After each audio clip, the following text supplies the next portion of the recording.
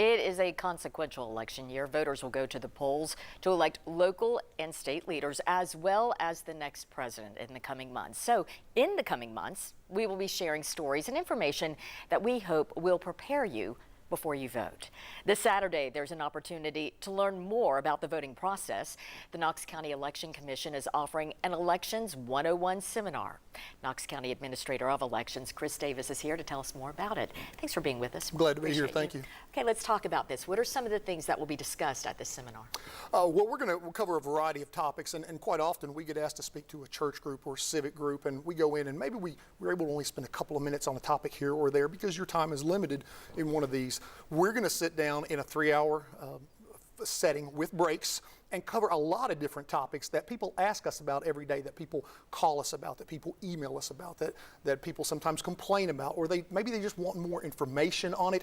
And particularly in today's world with misinformation and what you can see on social media, and everybody's a critic and a Monday morning quarterback, if you will, or what you see on cable news, it gives us an opportunity to answer folks' questions and provide factual information. Yeah, and with this election, there is that concern about election integrity. Mm-hmm. This is that opportunity to address it, right, through this seminar. Absolutely. Not only this, but then things we do like a public machine test where we'll actually go and we'll actually have a little mock election, before every election. We're going to do that as well. We're going to have a mock election in this class, but we're also going to talk about everything from how do you maintain the integrity of the voter database. That's one thing that's big on people about we're letting non-citizens vote, or this is happening or that's happening. We want to clarify some of that for folks. We want to be able to clarify why is the ballot order the way that it is. We get a lot of questions about that. People ask us about everything from photo ID to write-ins, to, like I said, the order of the ballot, to why to use paper ballots, and then, of course, obviously, election integrity, election security, and what steps does the Election Commission take to make sure